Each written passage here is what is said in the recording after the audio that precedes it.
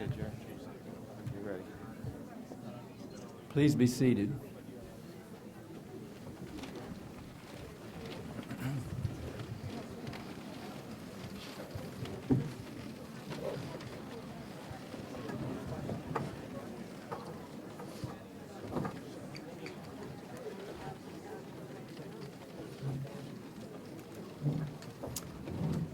Good morning.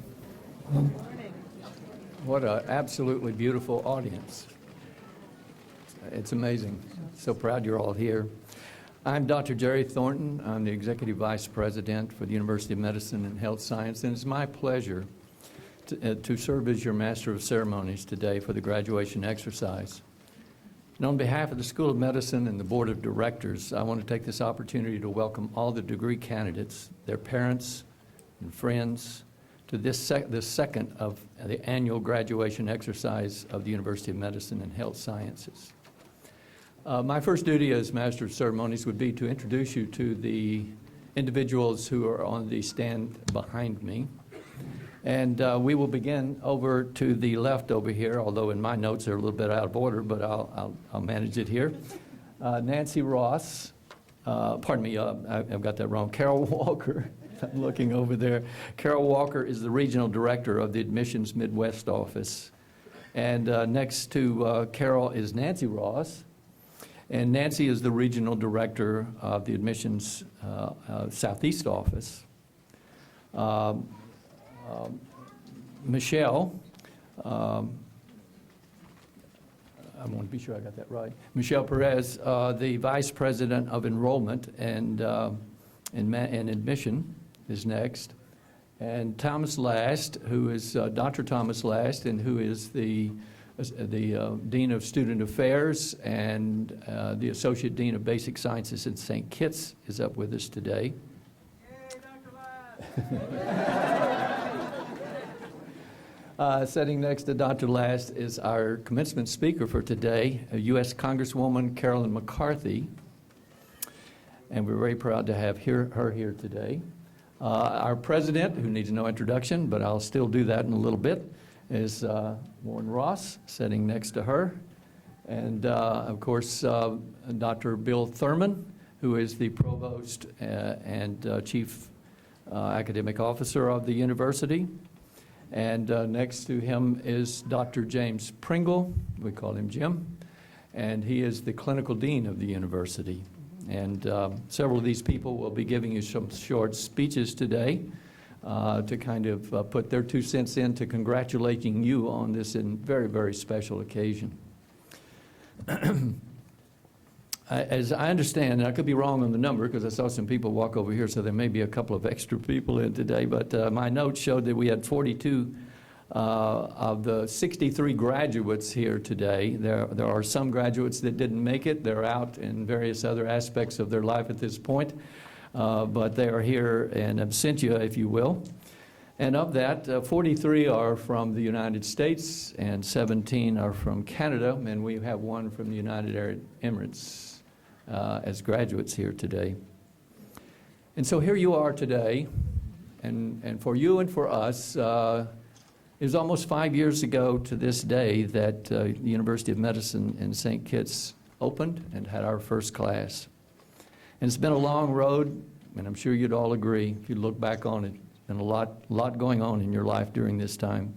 And, you know, it really takes a special person to reach the lofty pinnacle of medical education. It takes the character, it takes patience and endurance and long suffering, the will to succeed, and as some of the parents might say, and a fair amount of money.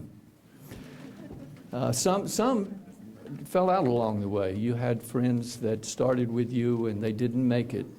They're either not here today yet, and they will finish up, or some didn't. But along the way, some did not. And your being here today shows to all of us that you possess these important qualities. The hallmark of any academic institution is found in its mission statement. Simple statement, but it goes to the heart of what a school is about. It's a guiding light and describes the ultimate goal of the university. And I would just simply say it to you. I know most of you have read it before. Some of you, of course, haven't. The mission is to educate and nurture a new generation of physicians prepared to meet the 21st century of healthcare delivery in a rapidly changing world. Candidates, you're sitting here today is a reflection of the accomplishment of that mission. We're very proud of you as you are the evidence of the success of our combined efforts. Most importantly, I want to let all the parents and family members of the candidates know that without your support, without your guidance and encouragement, many of these may not be here today. So therefore, it is you as well that we recognize today and congratulate you on a job well done.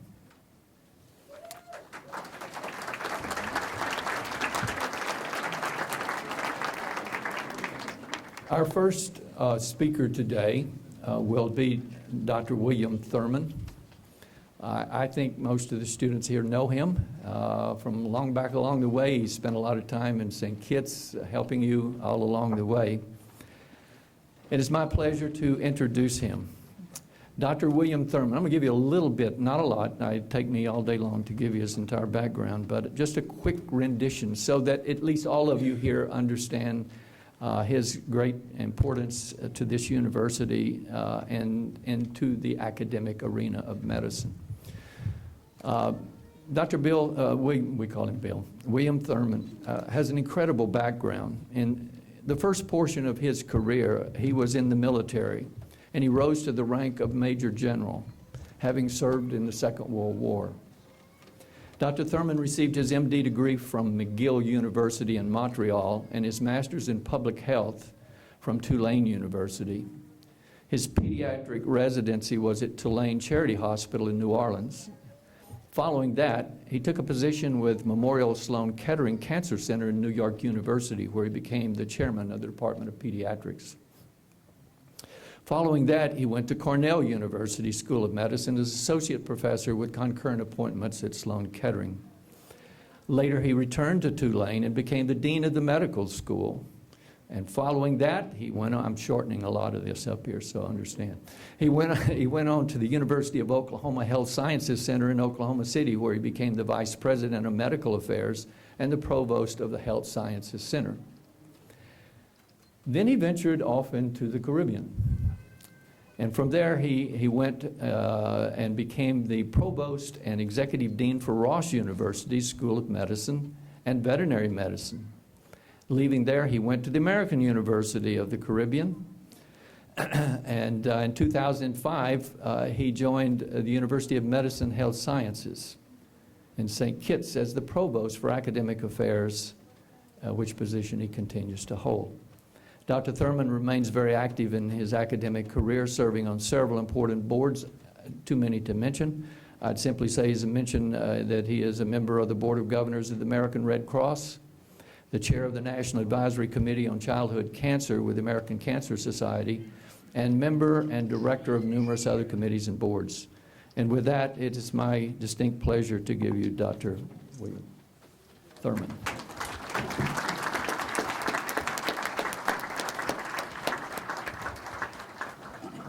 Thank you, Dr. Thornton. Appreciate it. We're very pleased to be a part of this ceremony today. And I would just say to all of you sitting here down front that this is really two down, college and now medical school. And there are a few more to go. And I just wanted to give you a couple of words to add to those that Dr. Thornton has already provided, what you're going to need from here on, because medical education is like a ladder. And I hate to tell you this, but you're at the bottom of that ladder right now, getting your MD degree. So all you got to do is to go up. And it's up to you, as it has been all along, about are you going to go up? Are you going to go up easily? Are you going to go up hard? The decision is yours. And what you're going to do with your life is very much yours. We'll hear more from our guest speaker today about health care in the future. But you're coming into medicine again at a terribly exciting time. The goods and the bads of programs like Obamacare yet to be determined, but a large number of people in the United States will receive health care on a routine basis who haven't done that before. That's a real step forward, and you're going to be right in the middle of it. So let me leave you with 3 words that you're going to need for the rest of your career. The first of them is tenacity. To get to the top of that ladder, you're going to have to continue to work hard. There are going to be, excuse me, going to be plenty of times when you're tired, you don't want to do it, but you've got to buckle down and get it done. So remain with tenacity for the remainder of your career so that you'll achieve the best that you can achieve to become the best doctor you can become. The second of those words is forbearance. Invariably, you've already tasted this, not only from your faculty, but from your fellow students and classmates. Everybody knows much more at times than they think they do. And you've got to learn not to overreact to that. And as you get to be a resident, you'll really meet people who do know a lot, and be careful how you handle those people. They are trying to provide for you another step forward, and at times they'll be overbearing, but that's part of the beast. I think all of you have been in a situation where you've seen overbearing people, and you just got to learn to deal with it one more time. The last thing that you're going to need is the courage of your convictions. Once you decide what you're going to do with your life, have the courage of your convictions. Get into it, push it forward, carry it through, and realize that at all times that this is a profession that demands ethics at the highest possible level. The second you begin to violate that, then you've lost the recognition and the honor that goes with the degree that you earned today. So that stick with it, work hard at it, but above all else, make the courage of what you're doing the thing that will guide your life from this point forward. Again, we congratulate you. We're very pleased to have all the other guests here who've supported you along the way, and we look forward to seeing the actual degree conferring. Thank you.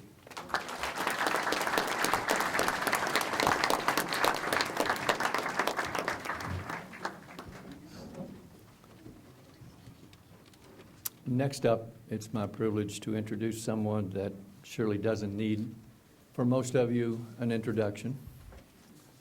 I'm referring to President Warren Ross.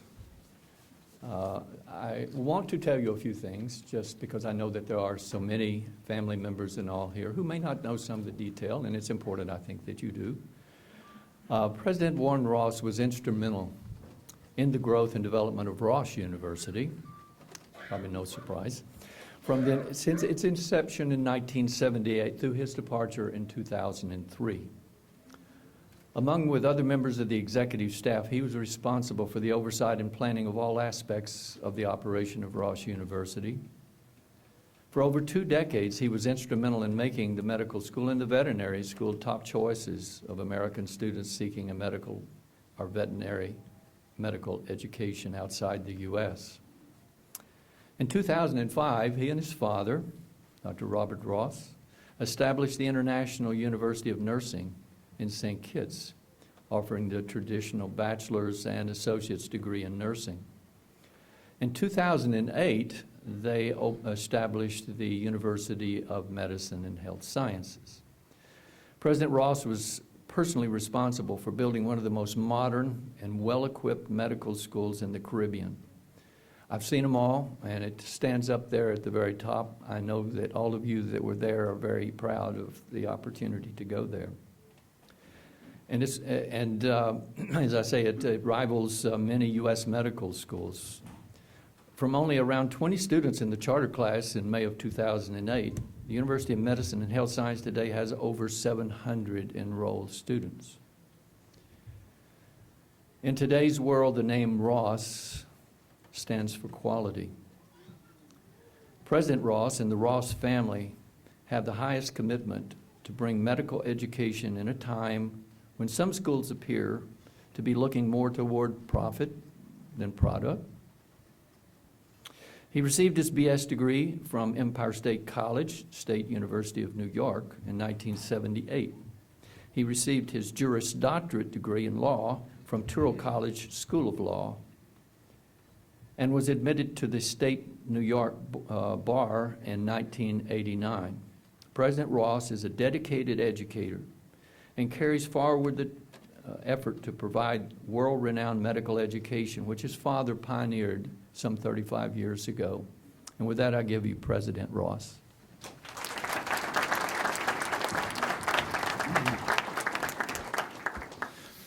You guys look great. Congratulations, you made it. I looked at you earlier today and I was saying, I just saw you in that library seat. It just went like that. Congratulations. I'd like the entire audience to recognize what a huge accomplishment this is for our graduates today, and would like all of you to give them a hearty congratulations, a job well done.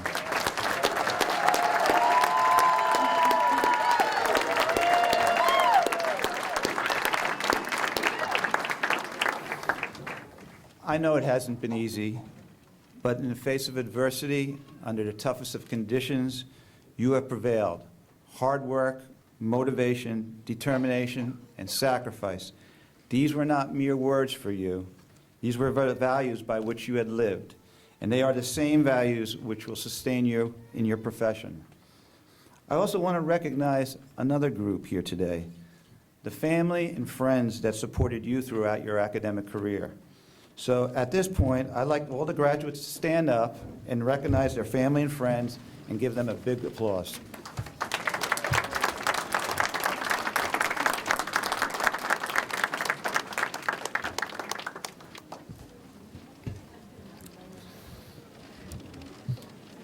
I am so proud of you. In many ways, I think of you as part of my family. You took a leap of faith when you first decided to attend UMHS.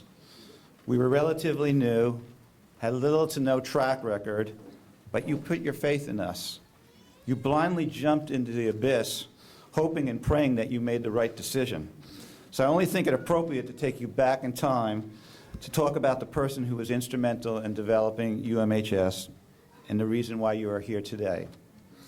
As you all know, my dad, Dr. Ross, was the founder of UMHS and Ross University. He's always been a student advocate and saw a need that was unfulfilled. In the 70s, there was approximately 40,000 applicants for 16,000 positions. Thousands of deserving and qualified applicants were denied entrance into medical schools in the United States. Dr. Ross believed that these students deserved an opportunity to pursue their dreams. So in 1978, he established one of the first offshore medical schools, Ross University. Our first campus was small. It was in a hotel in Dominica. We had a handful of students, handful of faculty. The conditions were primitive at best. In the first year, Hurricane David struck, destroyed our campus, and we had to relocate to American University in Washington, D.C. After about a year, we raised enough money to return back to Dominica to build our first campus. These were not easy times for Dr. Ross. Classes were small. We didn't have access to federal funding. He was constantly under attack from the American medical establishment, who really wasn't interested in seeing foreign medical schools develop. But anyone who knew my dad, they knew that he was always up for a good fight, and he was relentless in his pursuit of his vision. My dad could have been a drill sergeant or a judge. He always held us to the highest of standards and only accepted perfection. Battle after battle, we fought for our students to ensure their rights were never trampled upon. Slowly, the school gained acceptance and recognition and grew into one of the largest offshore medical schools. Under his leadership, Dr. Ross was responsible for many accomplishments, including multiple state approvals, approval by the Department of Education for Title IV funding, affiliated with over 40 teaching hospitals, U.S. pass rates, USMLE pass rates that are comparable to U.S. schools, state-of-the-art campus and over thousands of graduates that are currently practicing in residencies and licensed throughout the United States. In 2000, Dr. Ross decided that, and he was in his 80s at this point, he decided that he was going to retire from Ross University. Retirement didn't last very long, and in 2005, he opened another school, International University of Nursing. In typical fashion, my dad came to me and said, "That man upstairs is holding my ticket, and we need to get this done right away." So I said to him, "How much time do I have?" "A year." I looked at him, I said, "Are you insane?" I said, "We got to build a nursing school." He goes, "Well, you got to build a nursing school, you got to get the faculty, I want you to hire a dean, and I want you to bring in your first class within the year." So it was quite the undertaking. I remember as the students were arriving on campus the week before, we had like 20 tractor trailers that came in with all the equipment, all the furniture. We were painting the wall. Students were just arriving, but we got it done. We had 4 general contractors working around the clock. But this is the lesson I learned from that. My dad always taught me that if you want it hard enough and you work hard enough for it, you can succeed. And we did succeed. At this point, Dr. Ross now is in his late 80s. Most people were thinking about retiring, kicking back, reading the newspaper, pursuing a hobby. Not Dr. Ross. He was very upset with what was happening in the Caribbean. He saw many of the schools bringing in large classes of 600 students 3 times per year, and he believed that that was not the way to provide a quality education. Because he was always about providing quality education. He was always about the students. He was always caring about the students. So unlike before, when we had very little funding, he now had the resources. He had the experience. He had the knowledge and the ability to develop a premier medical school. So his goal, which he did achieve, was to develop a small boutique medical school catering to the individual needs of the students, providing the highest quality education and state-of-the-art facilities that we believe comparable to schools in the United States. We recruited highly qualified faculty from U.S. medical schools. We maintain small classes to ensure that students receive a personalized education, an intimate personalized education. He wanted an environment where the students always came first, that if you were accepted, we would do everything in our power to ensure that you were successful. To enhance the educational experience, every classroom and laboratory in St. Kitts was equipped with the most state-of-the-art audiovisual equipment. We developed an anatomy lab that was a model for U.S. medical schools. We were approved by the National Board of Medical Examiners to offer shelf examinations, but we were the first school in the Caribbean to offer online, which mimics the United States medical licensing examinations. Shelf examinations are the same examinations that are offered to students who attend U.S. medical schools. And our students were performing well on those examinations and comparable to how students were performing at U.S. medical schools. Concurrently with developing our basic science program, we were lucky enough to recruit Dr. Pringle to develop our 5th semester program. This is where I give you little accolades. I think most everyone here would recognize that because of his effort, bringing you and developing your clinical skills, you seamlessly transitioned into the clinical program throughout the United States. In addition to what Dr. Pringle did, and from what I understand, it's one of the highlights of the program is going through Dr. Pringle's program. So, good job.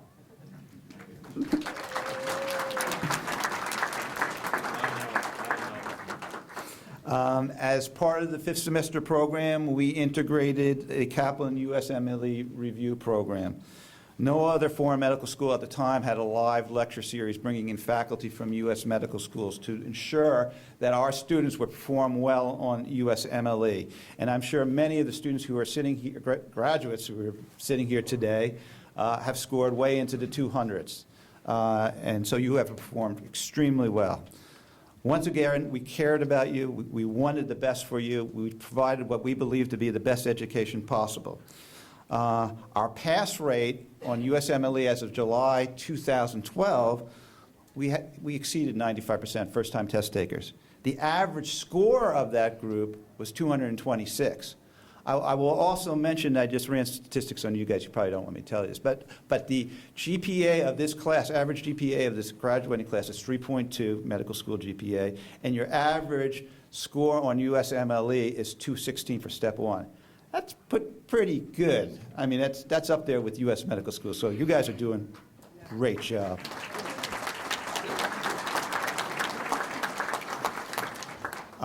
So after students pass step 1 of the USMLE, they progress into the 6 semesters where students complete their core rotations at affiliated teaching hospitals through the United States. Things have changed since when you first started entering clinical programs. We're now up to 26 affiliated hospitals. We have affiliated hospitals in Illinois, Ohio, Michigan, Nevada, Arizona, New York, Connecticut, and in Puerto Rico. In fact, we're affiliated with Ponce Medical School, and I know a number of you actually did some rotations in Ponce. This is an LCME accredited medical school. We may be the only offshore medical school that has an affiliation with an LCME accredited medical school, so I'm very happy with that program. So, unfortunately, my dad's not here today, but his dream and his vision will never die. He developed one of the first models for foreign medical schools, which has been a template for all others to follow.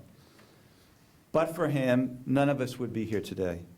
I know he would have loved to have been here, and I believe he's looking down on us, smiling with pride. Well, I was supposed to leave a seat here, but, oh, there's a seat. Oh, okay.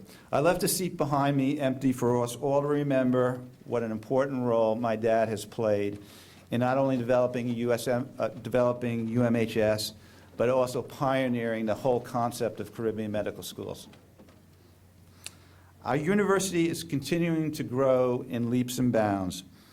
We are projected to have close to 1,000 students by next year. Considering we only had a handful of students that started in 2008, that's quite an accomplishment. I will point out that many of our students first learned about UMHS through our current students. That means that they're spreading the word. They like the program. They're satisfied. They're proud. They're passing this on to students who are currently in the United States. We are starting the process now to get state approvals and should have our first site visit with the state of Georgia in the very near future. Last December, we received full accreditation from the St. Kitts Accreditation Board. We are presently in the process of seeking ACCM accreditation. That's a group out of Ireland that is recognized by the U.S. Department of Education to having standards comparable to the LCME standards, Liaison Committee of Medical Education Standards in the United States. That's important to enhance the credibility of the university because we want to do a few things. One is that we still want to continue to obtain federal student loans for our students, and that's a prerequisite. But it's also a prerequisite for Florida approval. So the goal right now, we're going for ACCM approval. We're working on the current database, the self-study. We should have that done shortly. And once that's completed, they then come and do a site visit. With that approval in hand, we immediately turn around, go for NCFMEA Pro approval, which is the National Council Foreign Medical Education Accreditation. And with that in hand, then we go for federal loans, and then we also go for Florida approval. So we're on the move, and we're doing really well. And we have a significant number of students that are currently in the program, and they're doing well, and they're performing well. And you guys have performed extremely well. California is on the agenda for 2014. And once we get that approval, they are grandfathering students currently through the process. So if anyone's from California who wants to eventually go back to California, we hope to have California as an approved school by 2014 so that you could qualify for licensure and residency in that state. This year I'll begin lobbying in Washington to ultimately qualify for federal student loans. Recently, we were approved by the Veterans Association so that our students now can qualify for veterans funds. We have a number of current students who are receiving veteran benefits, which we're really happy about. And in my dad's name, we developed a scholarship fund, the Robert Ross Veteran Scholarship Fund. He was a veteran of World War II. And we provide up to $1,000 scholarship per semester for these students. So we've done a lot in the last 6 years. And I truly believe that we are the best medical school in the Caribbean. Your accomplishments will be further testimonial of the quality of education at UMHS. I urge everybody to go to our website and take a look at some of their accomplishments and where they placed into residency positions. It's absolutely phenomenal. When I take a look at the list, we have people who placed at prestigious facilities like Emory, Johns Hopkins, Medical College of Wisconsin. I mean, we are doing well. And once again, good job.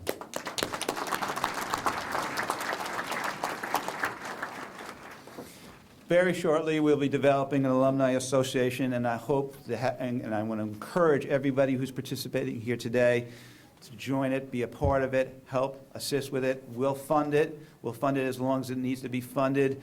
It's important for the university as we grow. We will support you. We hope that you can continue to support the university, and we'll be in contact with you in the very near future about that. In closing, congratulations. You guys are going to make great doctors.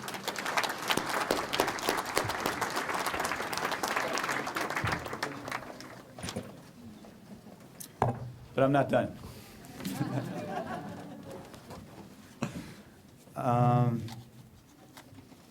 It gives me great pleasure to introduce Congresswoman Carolyn McCarthy.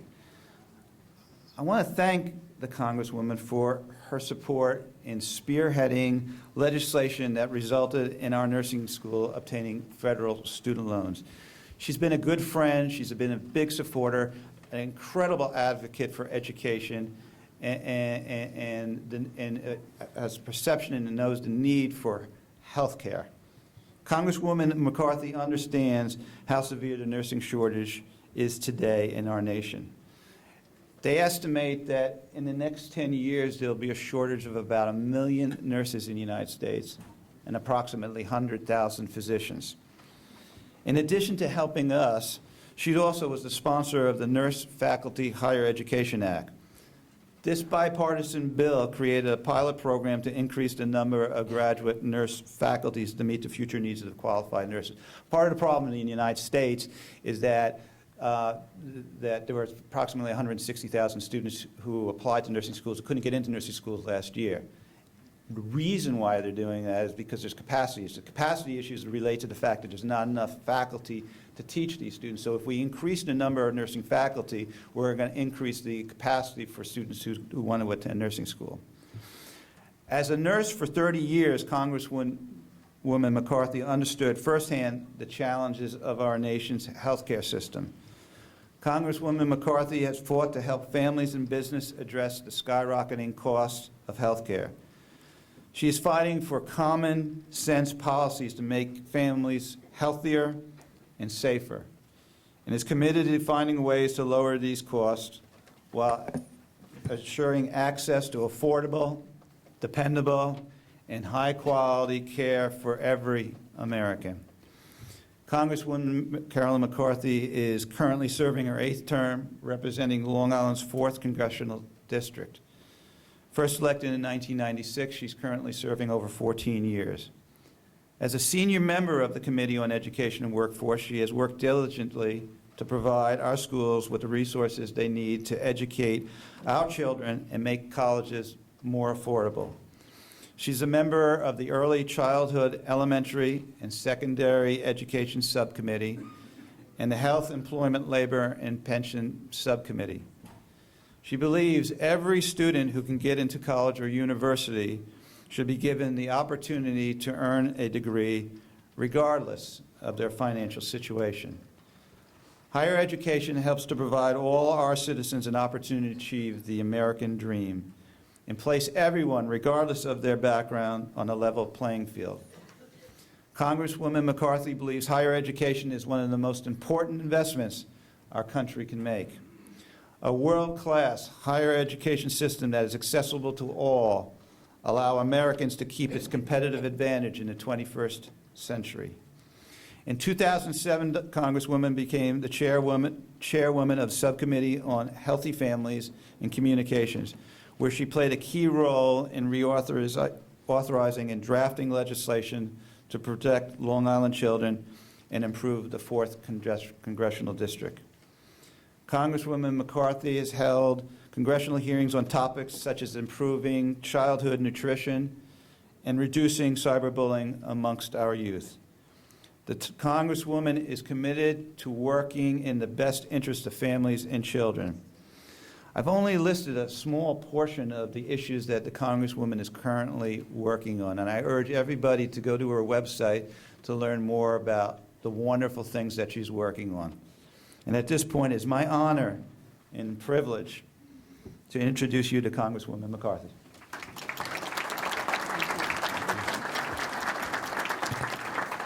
I have to take this off.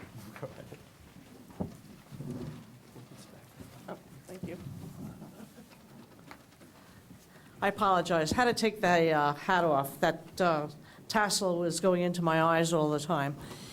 Welcome. And I truly mean that with all my heart and soul. And to the students, this is your day. And it is your day. And it's a day that you'll probably never, never forget. Because from this day forward, as you go out to really learn, or whatever your specialty is going to be, those are going to fill your time for the next, well, for a lifetime, to be very honest with you. I know how hard you've worked. And I'm sure that they're probably going back into the high school years that someone might have said to you, you know, what do you mean you want to be a doctor? You can't be a doctor. And I think that what I've seen in my time as a nurse and now a member of Congress, too many times people tell you you can't do something. Not true. Not true at all. When you put your heart and your soul into something you really, really want, you can do it. And the most important thing that you need to remember, sometimes you are going to fail. That's okay. Learn from that mistake and then go forward. Because once you make a mistake, you'll never forget it. And you won't. And it will only make you a better person. You know, it was mentioned in some of the speeches that many of you, you know, have already been placed into what you're going to be doing as a doctor. As a doctor. Doesn't that sound great? Not an MD, a doctor. And as was mentioned, as we go forward with the Health Care Act, we're going to need a lot more doctors. But the exciting thing about it is that there are 30 million people that do not have health care in this country, and a lot of them are children. And that is what we were trying to do. You know, if you do not have a healthy country, you cannot have a great country. And you're going to be part of that. You know, I started nursing in the early 60s, and I've had the opportunity not only to see how medicine has changed for the 33 years that I was a nurse, an ICU nurse, but I still have that opportunity because I spend a lot of time in my hospitals talking to the CEOs, talking to the doctors, talking to the nurses. How can we make an improvement over the healthcare and the system? And a lot of those things are already being put in place.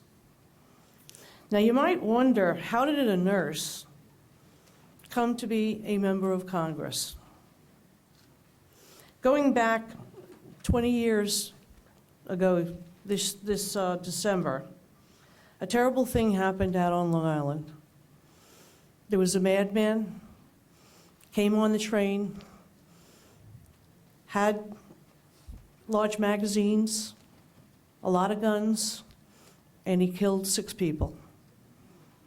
My husband was one of them. He wounded 19 people, my son severely.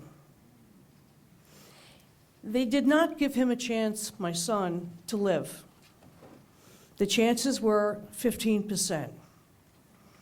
Now, in our world, when you throw out numbers like that, it's not very good fighting odds. And sometime during that night, I stopped becoming his mother. I became his nurse. And over the months, because he did survive, I reminded him that as your nurse, you are not going to like me.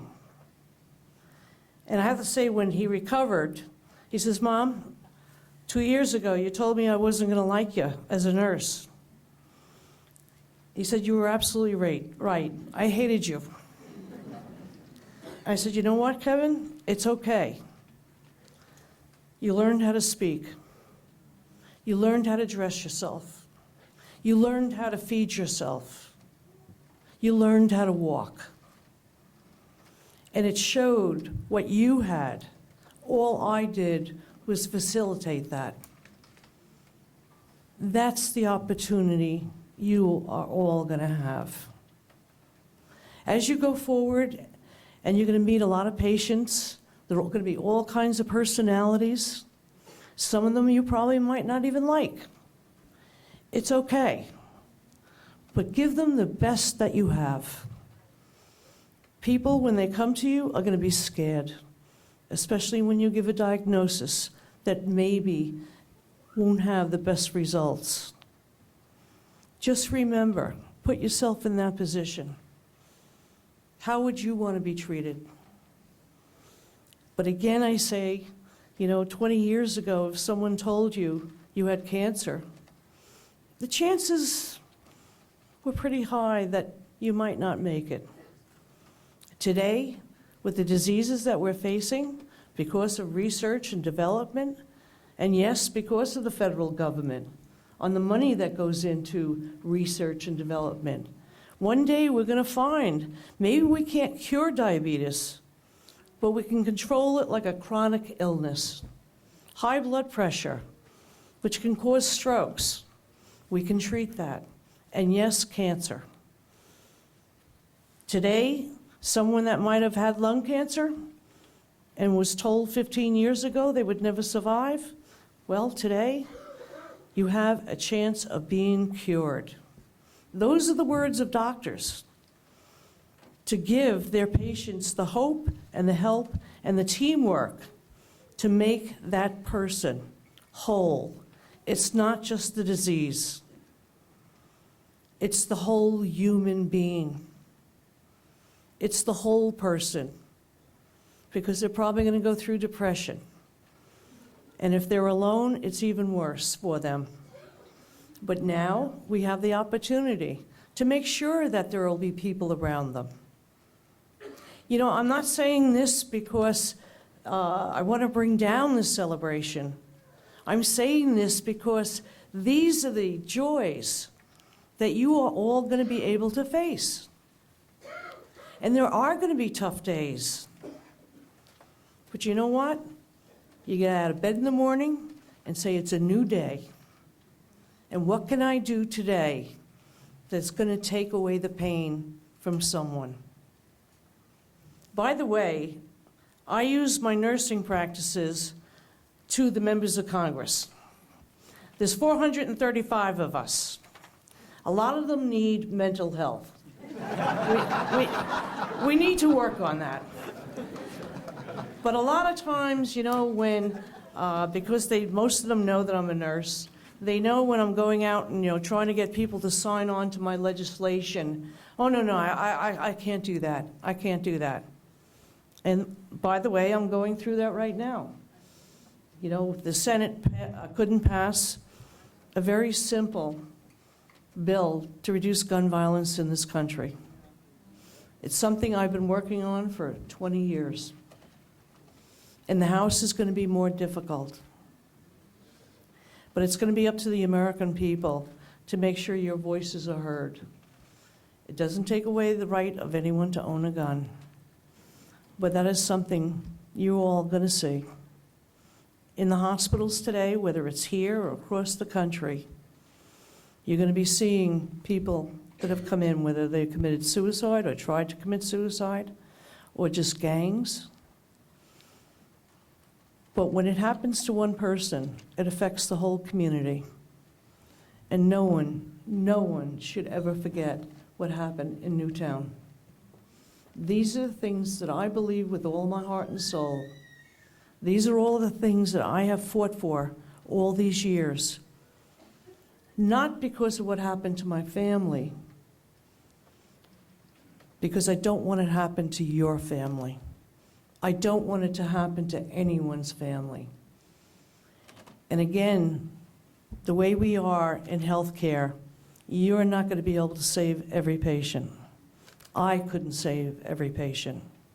And I'm not going to be able to save every person that goes through gun violence. But my goodness, we can do a much better job. And one day we will, because I believe that with all my heart and soul. because someday Americans are going to wake up and say, enough. We heard that after Newtown. And one thing that happens in Congress, they delay, hoping the American people will forget. There are a lot of us that will never forget on what we're fighting for, to make this the best country in the world. And before I go off, I just want to say, I actually have a student graduate that's going to be graduating today from my district. I'm very proud of that. And I just want to give a shout out to John Joseph, hopefully I pronounced this right, Migalino, almost close? Whatever, I know he's here. We were talking in the back. There he is, back there. And to his parents, I just want to say that there's a poet, and he also happened to be a doctor. And what he had said was, that which is possible is inventable. And that's what you're going to have to face all the time. And if you can prevent your patients from getting sicker, and you can cure your patient, those are going to be the best days of your life. And there are going to be many of those, because that's where we're going as a country. We might not be able to cure everybody, but we're going to give them a great life and a comfortable life. There is nothing more for any of you that is better than that. Congratulations to you, your parents, certainly your teachers, and to those that support the school. God bless you. God bless America.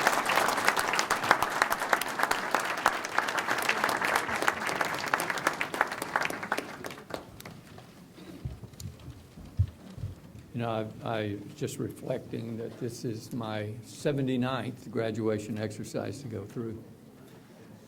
And I wanted to say that's one of the best speeches that I've heard.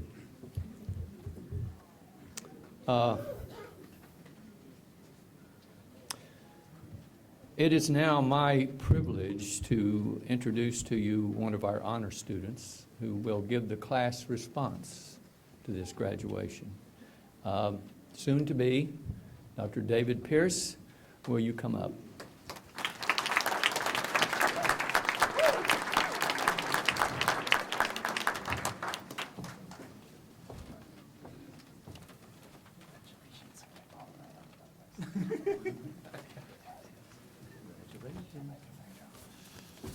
Well, I have to follow that up. Great. Good morning, distinguished guests, school faculty and administration, family, friends, fellow graduates. Certainly a privilege to be up here bestowing my supposed wisdom among a group of highly successful individuals and their loved ones. So let's start at the beginning. Sorting through the mail in the early evenings is usually a pretty lackluster experience. If you're 50 years old, you might get your monthly AARP. Hi, Mom. Hi, Dad. If you're 30, you get to open bills that are either boring or quite mysterious if you have a weekend drinking problem. If you're 21 and just graduating college, you might actually receive exciting mail. Once in a while, you receive that one postcard from that random initialed Caribbean institution. It seems beautiful. The photo shopped the background of school with a rainbow coming out and unicorns but it really changes, you know, in the end, who you are and your whole career path. Once in a while, it changes everything, everyone you know. Now look where I am. I get to add 2 initials to my name. But most importantly, I have the memories of the long, strange trip that it's been. The first version of this speech contained multiple inside jokes and heavy sarcasm, so if you're expecting a roast, sorry guys. Instead, I'd rather emphasize what an exciting time this is for all of us after our, what I call during all my interviews, a scenic detour. The years of toil and tuition have finally come to an end. And as you hear that pause, I thought I heard a collective sigh of relief from multiple parents in that area. But really that silence was that terror that Kurt Vonnegut described when he woke up one morning and discovered that his high school class was running the country. And so it goes. So at many points, many of us thought we would be muttering the words, "I've made a huge mistake," and not the words, "successful match." But this list this year of match candidates was very impressive. Many friends, fellow people going to Georgia, as well as myself, and is very exciting. So This is when I could highlight the list of firings, hirings and subsequent firings, scandals, finger pointing, tattletaling, last-minute rotation assignments, and general nonsense. But I only have 5 minutes and not a thesis defense. Looking amongst this crowd, I see a vast array of graduates who come from a plethora of places. We stayed on the Rock for a whole 16 months, maybe longer, bounced all over the country to many different areas. To end up here, and then bounce somewhere again. And some people transferring in, even having a more undulous path than that. To say we shared experience would be unjust, but I can say we conquered many. And I do say many, because obstacles sit here, and now we are in our glorified bathrooms. My last bit of business consists of listing a few rules that I live by. I think some inspirational, some informative, and all are quoted and stolen, but I do have a reference page. 1, at a cardiac arrest, the first procedure is to take your own pulse. It's from the house of God. Number 2, live every week like it's Shark Week. It's from 30 Rock. Live in the moment. I'll let you stop laughing. Number 3, on board is a useless thing to say. You live in a great, big, vast world you've seen none percent of. Even the inside of your own mind is endless, so it goes on forever, inwardly. The fact that you're alive is amazing, so you don't get to say I'm bored. It's from Louis C.K. Number 4, you'll forget what you meant when you read what you said. James Murphy, LCD sound system.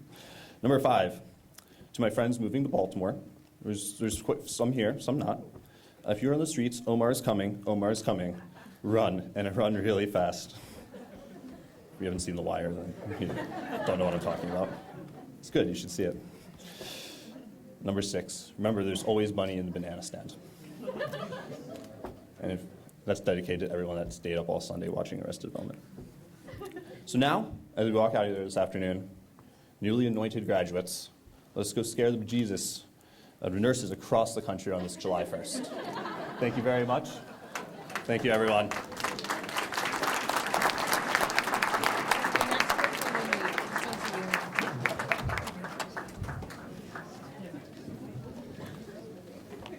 I thought there for a moment we had Letterman's son up here.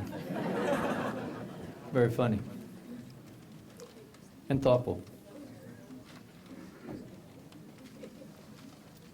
It is my honor now to get to a part of this graduation that I know certainly all the graduates have been eagerly awaiting. And after such good speeches, it's time to turn to the conferral of the degrees. In academia, there's a certain tradition, and it's kind of like you either are or you're not. You're not a doctor. You did all the work and everything, still not a doctor until the president says you are. So that's what the conferral is all about. The president is going to confer upon you your degree. And we'll begin that in just a moment. It's something, of course, that once you have, once this time occurs, it can never be taken away, ever. So again, you didn't have it, and now you're about to have it. So I'm going to ask President Ross to join me, if you will, as we begin this conferring ceremony. President Ross, I certify to you that each of the candidates presented on the official graduation list has completed all the requirements for the degree of Doctor of Medicine. Therefore, in accordance with the will of the Board of Directors, we are honored to bestow upon these candidates the degree of Doctor of Medicine. The candidates will now receive a diploma signifying the degree and all the dignities, rights, privileges, and protections belonging to it. Okay, so we'll begin this procession on as far as the... So I says? Yeah. Okay. We're now ready to proceed with the presentation of diplomas to the graduates of the School of Medicine.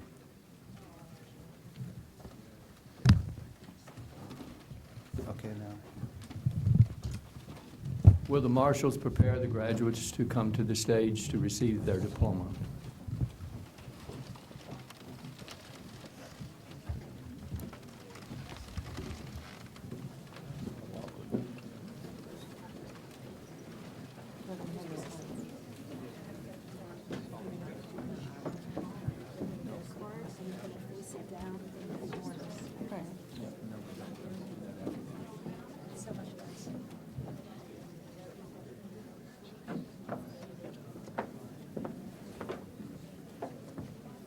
Sonia Ahmed.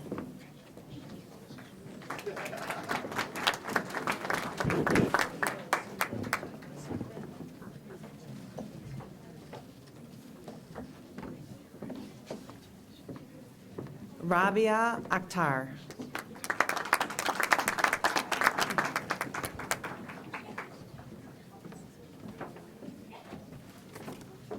Lina Alam.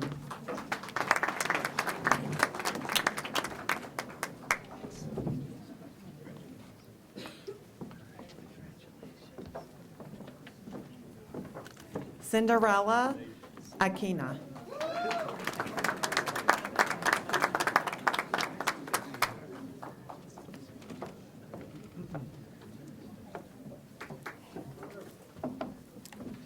Igor Arinamo.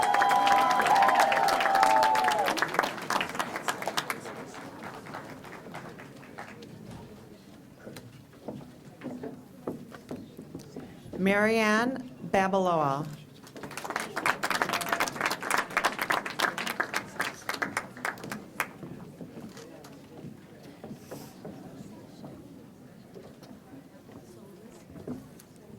Sasha Baker.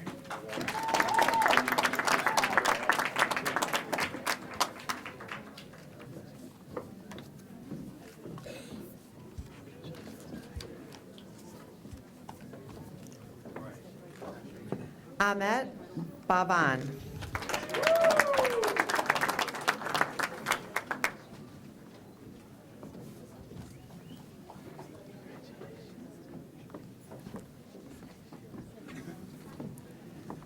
Tarin Bopari.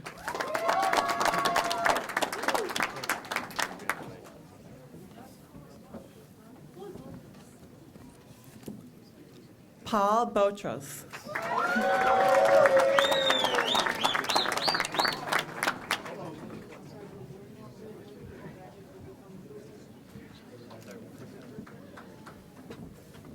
Charles Camposano.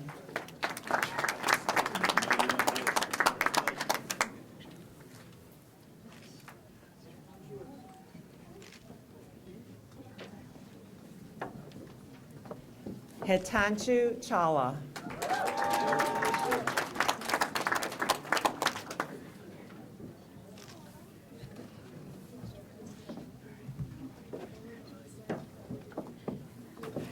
Nisha Chawla.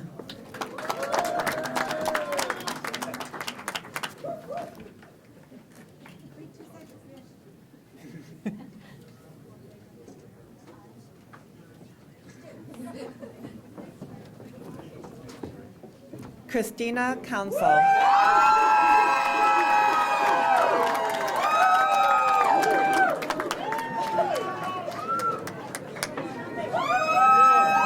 Andrea Coviello.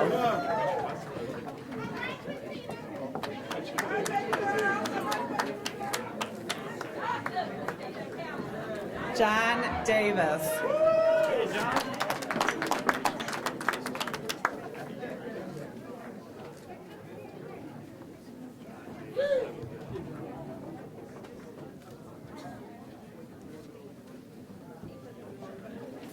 Jeremy D'Souza.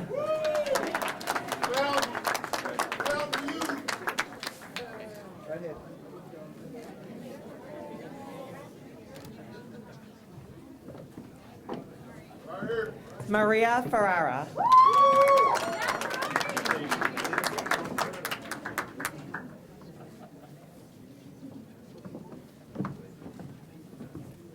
Nicole Fountain.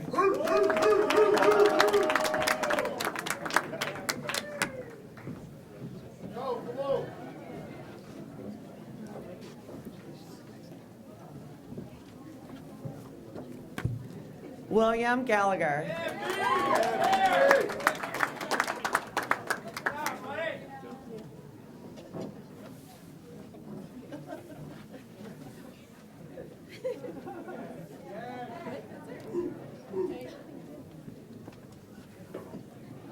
Callie Jivas.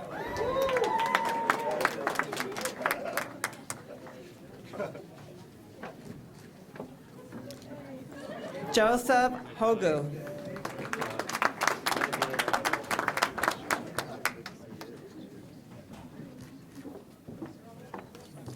Suchitra Joshi.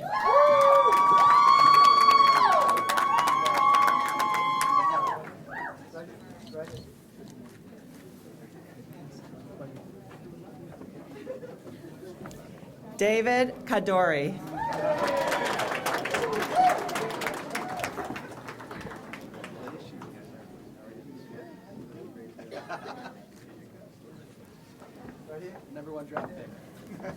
David Kang.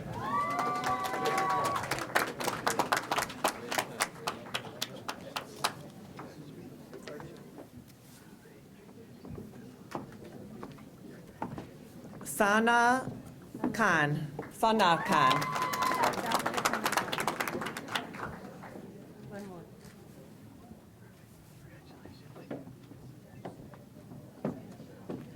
Shakib Khan.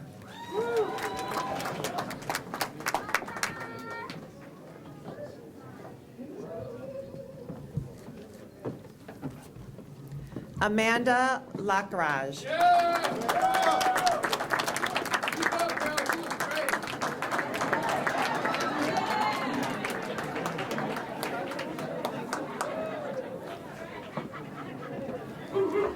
Rodney Land.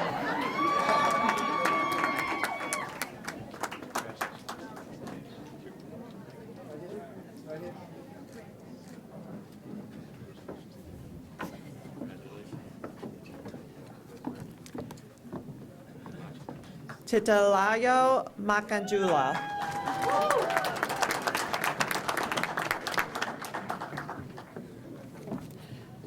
Larry McMahon.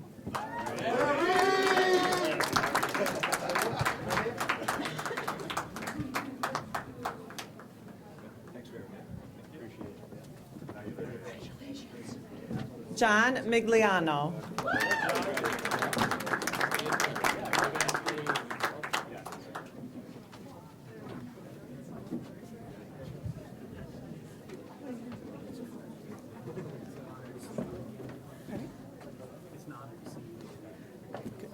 Eddie Moody.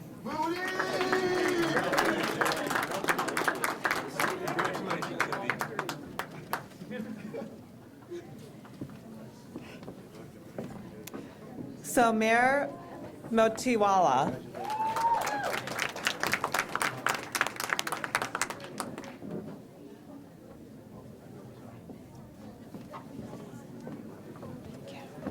Madeline Wynn.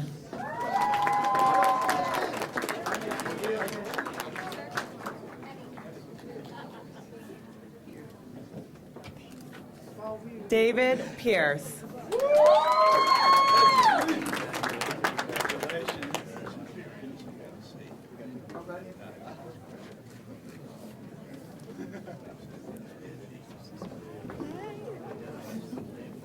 Smita Prasad.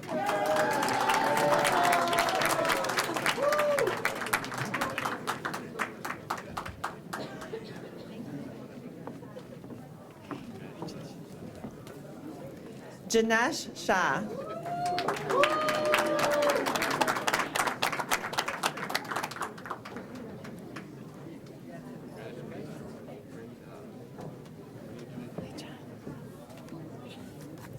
Jonathan Simon.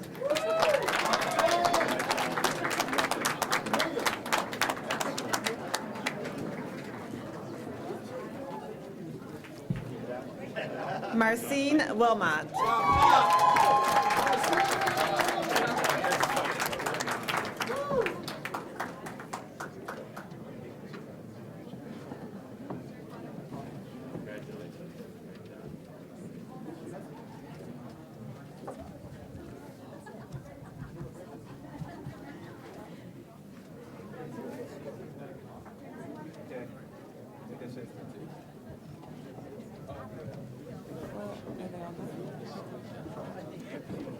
Good job, Michelle.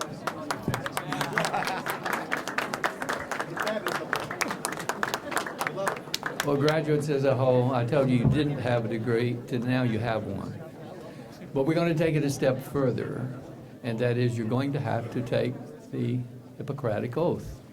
That will be the next thing. So I'll just ask you to be seated, and I'm going to introduce to my right Dr. James Pringle. Very brief introduction, but some of you don't know him, and we're proud of him, and Warren has talked about him already. But I would just tell you that he's a graduate of Penn State University with a degree in, I can't see. There, thank you. With a degree in pre-law. He elected to join the Navy at that point, and he spent 4 years as a navigator on the West Coast destroyer. He later decided to go to medical school, and he was accepted at Case Western University, which you can read on his nice-looking lapels here, in Cleveland. For 3 years, he was interested in pediatric surgery, and later he transferred to McGill University, which he took 3 more years of urologic training. He practiced neurologic surgery and surgical residency and teaching for over 20 years in Portland, Maine. He's also been on the faculty of the University of New England for the past 23 years. And since returning from practice, he's been involved with Caribbean schools, and I've known him for 13 years, and we first started to work together 13 years ago. And so I very proudly introduce you to Dr. James Pringle, Clinical Dean for the university, and he will speak to you.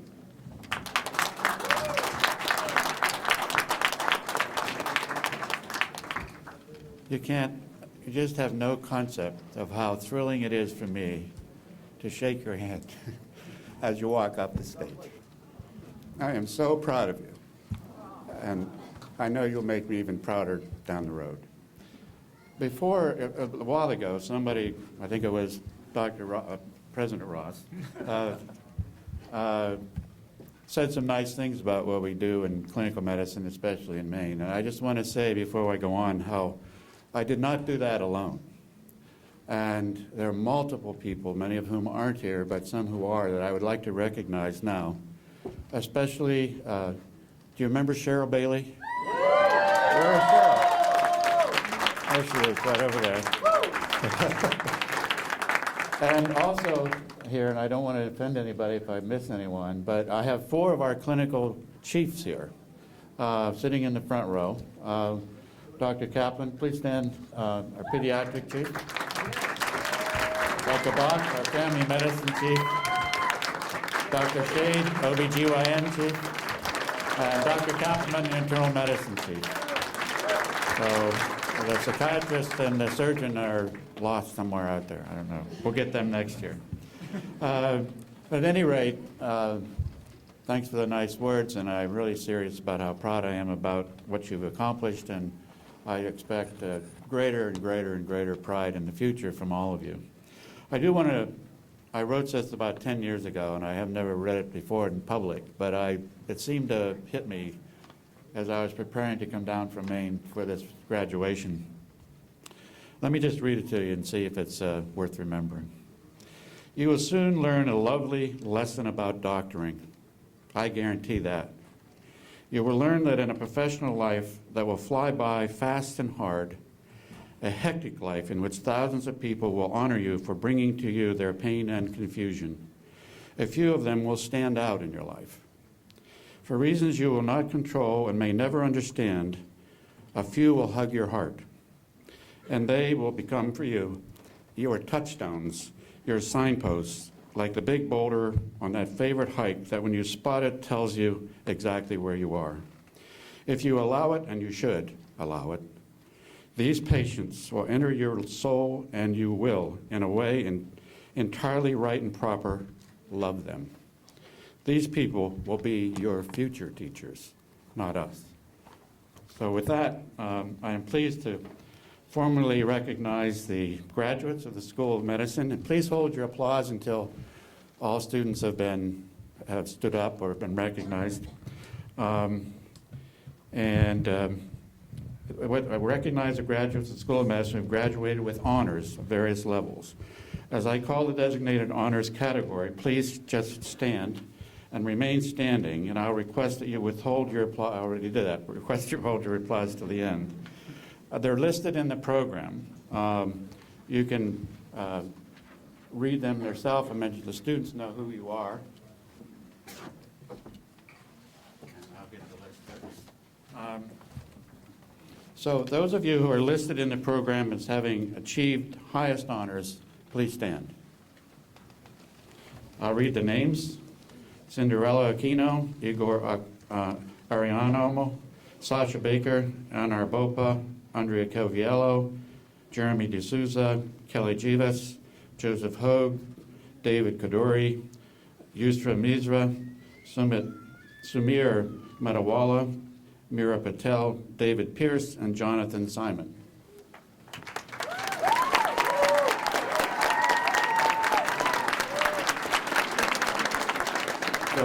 So you remain standing, and now all of you listed as having high honors, please stand.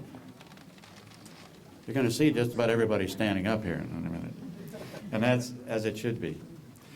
Those students include Lena Alam, Moratiz, Amit Bhavan, Paul Botros, Neelan Karma, Hitachi Chala, Christina Council, Timothy Kramer, Maria Ferreira, Nicole Fountain, Shokate Khan, Rodney Land, and Mahela Patrick.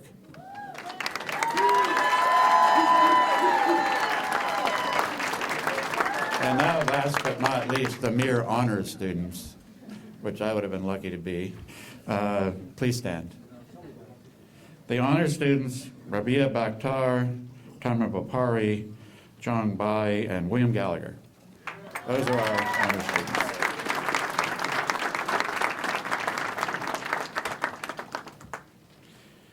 So we've already given them a round of applause, but it doesn't seem very enthusiastic. Let's give everybody a round of applause.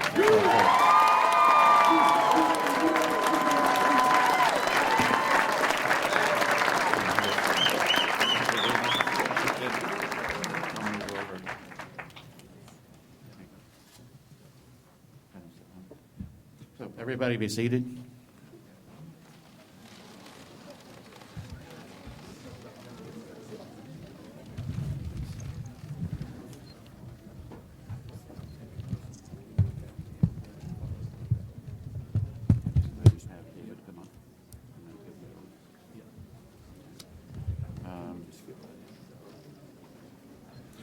Would David Pierce come up?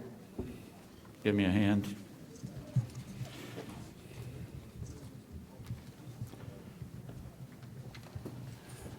Have them all stand. So would the graduates please stand?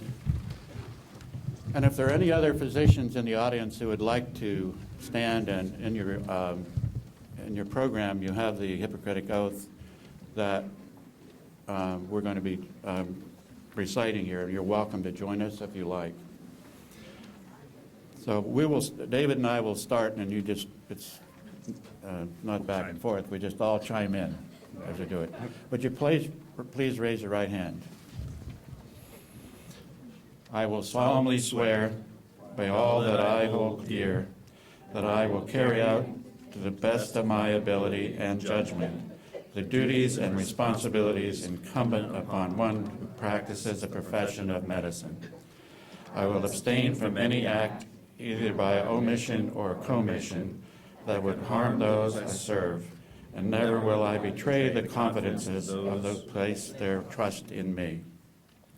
In order to best serve our patients, I commit myself to a lifetime of study so that I may stay fully in the practice of my profession. With full understanding of the special place of trust physicians hold in the hearts and minds of their patients, I dedicate myself to the service of all who seek my care.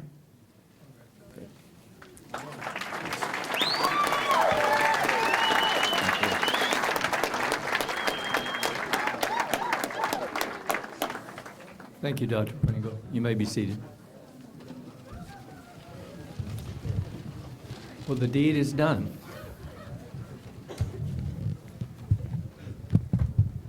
I wanted to ask you one thing. It's a kind of an academic guess you would call it not a standard, but a tradition, to move your tassels from the right side to the left side.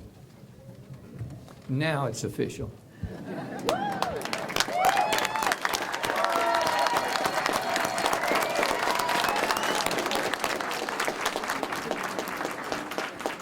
We've come pretty much to an end of this, and yet I just want to take a couple of minutes. I'm not going to give you another speech.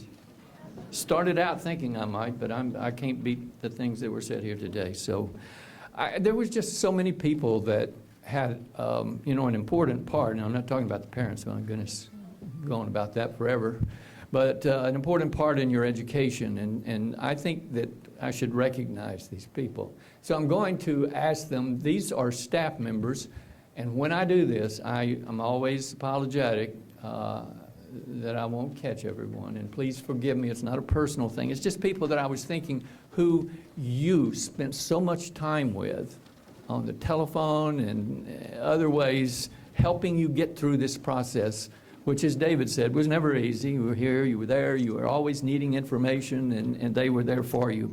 Linda Everett, where are you? She's over here. Okay, I can't see. I've got a glare over there, Linda. Sorry about that. Bridget Sina, who's been walking around taking care of things over here. We have the University Registrar, the Registrar. That's their roles. Ernestine, or Ernie, as I like to call her, Harrison. Where is she? There she is over here. How many times did you talk with her? She's Assistant Registrar. Patrick McCormick, he is here with us over here. Patrick. I think they remember you. Sean Powers, he's in here somewhere, over here. Director of Admissions. Maxine Paul, who's up here in front. I know you spent a lot of time with her. Ryan Ross, is he here? He is not here, okay. Magali Cardona, she's here. Right over, right back here, right there she is. I'm sorry, there's a lot of lights up here. I just really can't see a lot. Marlene Hummel, right up here. Nellie Alvarez.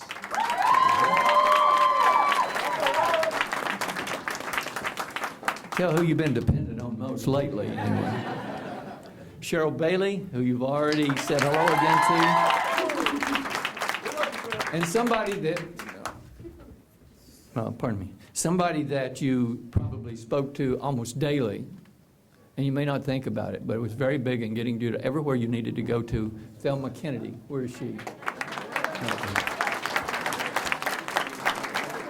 And all the others that are here that I didn't mention, say hello to them. They were a big part in helping get you through this. And with that, I will close this ceremony, say, we are so proud of you.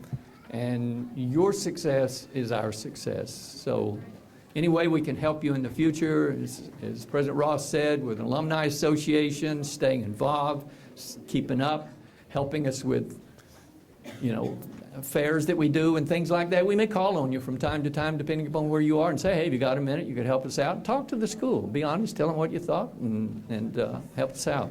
So anyway, with that, I will close the ceremony. Thank you so much for coming. As you know, we have, I hope you know, we do have a sit-down luncheon for everyone, and I was told that you would know where it was. It's back this way, but I can't really direct you. So Bridget and some others will do that. So thank you so much for coming. We really appreciate it.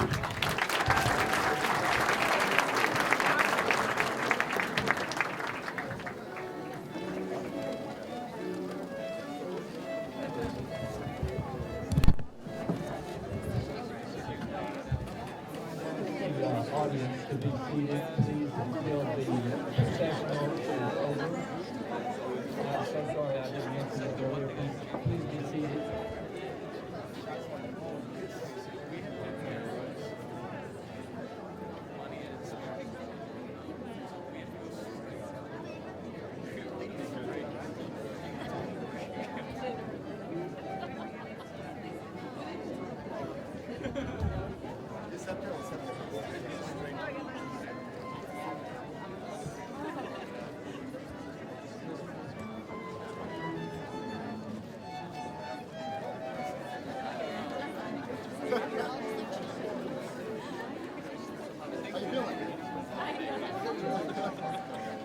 Still buzzed.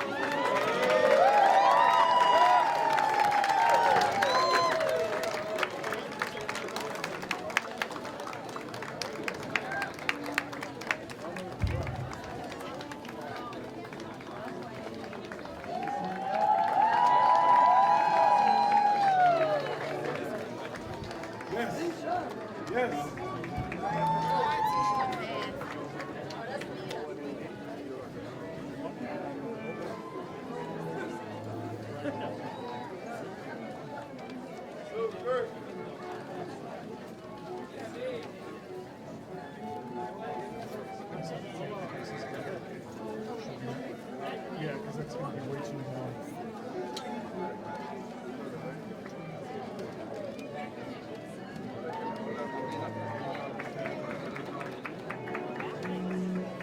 Why you always do things,